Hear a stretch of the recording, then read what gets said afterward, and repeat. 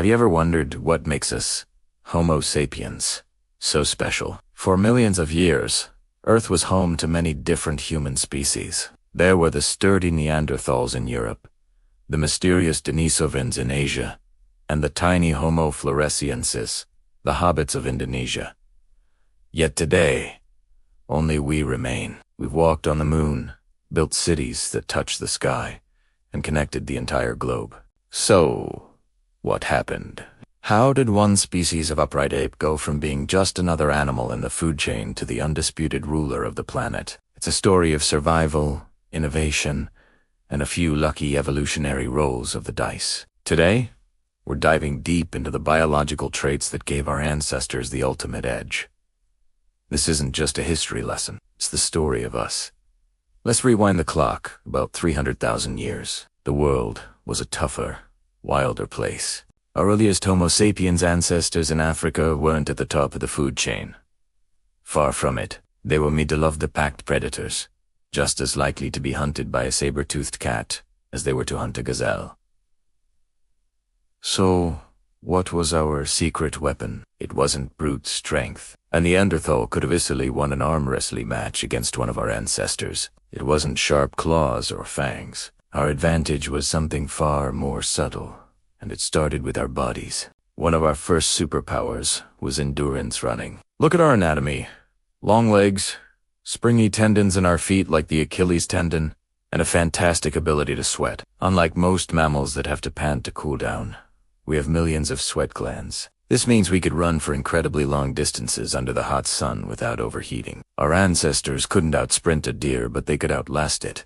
This technique, called persistence hunting, involves chasing an animal for hours until it collapsed from exhaustion. This wasn't just a way to get a meal.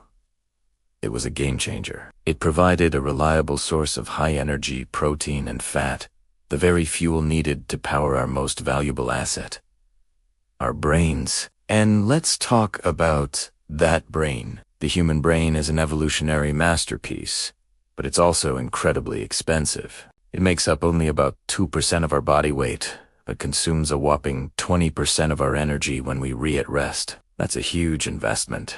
The rich diet from persistence hunting helped pay for this energy-hungry organ.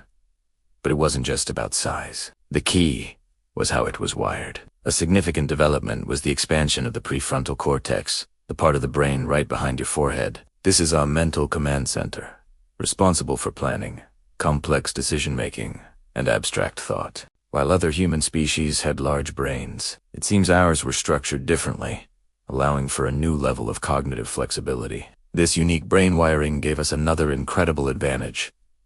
Language. We don't just mean grunts and warning calls. We're talking about complex, symbolic language. The ability to talk about things that aren't right in front of us. We could discuss the past, plan for the future, and even talk about things that don't exist at all, like spirits, laws, and nations. This fictive language is a uniquely human trait. It allowed our ancestors to cooperate in ways no other species could. You can't get 100 chimpanzees to work together on a single task, but you can get 100,000 humans to build a pyramid or a space station because they share common beliefs and stories. This ability to unite millions of strangers under a shared identity, a shared goal, was perhaps our most powerful tool for large-scale cooperation. It let us form larger, more complex tribes, outcompeting other human groups who were limited to smaller, family-based bands.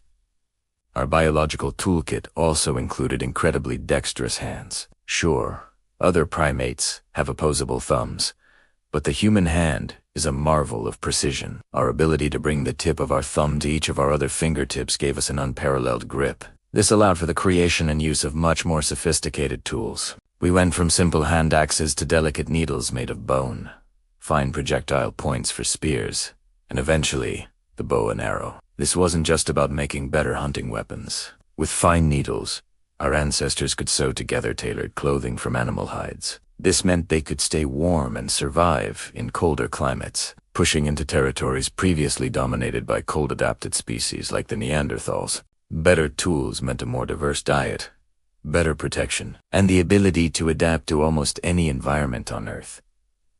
Another crucial factor was our social structure, and longer lifespan. Humans have a surprisingly long childhood compared to other animals.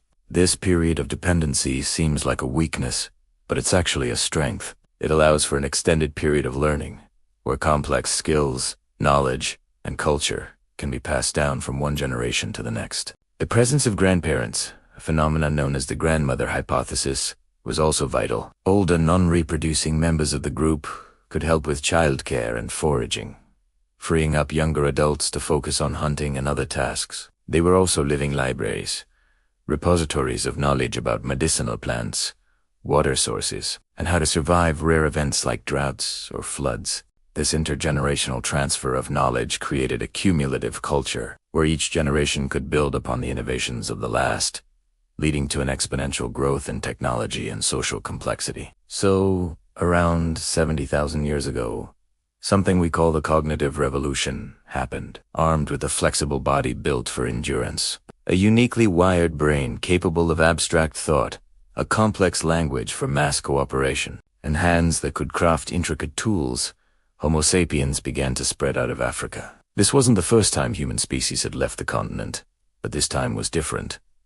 Wherever our ancestors went, they thrived. They adapted to frozen tundras, dense jungles, and remote islands. Other human species, who had been masters of their own domains for hundreds of thousands of years, began to vanish.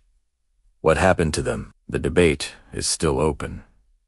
Perhaps our ancestors, with their superior numbers and better technology, simply outcompeted them for resources. Maybe we hunted them into extinction. A more charitable view suggests that we may have interbred with them. In fact, many modern humans with European or Asian ancestry have a small percentage of Neanderthal and Denisovan DNA in their genomes. So, in a way, they didn't completely disappear. A part of them lives on in us. But regardless of the mechanism, the outcome was the same. Within a few tens of thousands of years, Homo sapiens were the last human species standing. From a vulnerable creature in the African savanna to the master of the planet, our biological evolution has been an incredible journey. Our bodies, our brains, and our ability to cooperate at scale gave us the edge we needed not just to survive, but to flourish in every corner of the globe. The story of our rise is a testament to the power of adaptability, cooperation, and the unique spark of human ingenuity. It's a story that began hundreds of thousands of years ago, and it's a story that we are all still a part of today. Thank you so much for joining me on this journey through our deep past. If you found this fascinating, please hit that like button, subscribe to the channel, and ring the bell so you don't miss our next exploration into the wonders of our world and ourselves. What part of our evolutionary journey do you find most amazing? Let me know in the comments below. Until next time, stay curious.